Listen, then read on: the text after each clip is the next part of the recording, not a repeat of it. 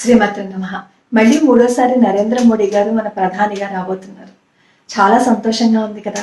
అయితే చాలా మంది బాధపడుతూ నిన్నటి నుంచి కామెంట్స్ పెడుతూనే ఉన్నారు. అమ్మా, ఎన్నో గుడులు కట్టించారు కదా, మన హిందూ ధర్మం కోసం పాటు పడ్డారు కదా, నరేంద్ర మోడీ గారికి ఇంత తక్కువ వచ్చాయేంటమ్మా అని.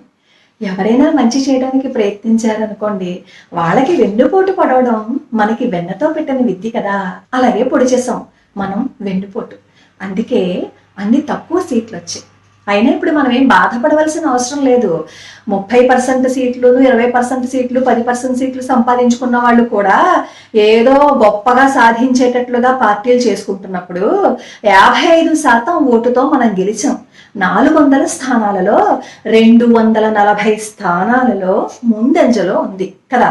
అలా ఉండాలి అంటే ఎంత పట్టుండాలి ఒకసారి ఆలోచించండి.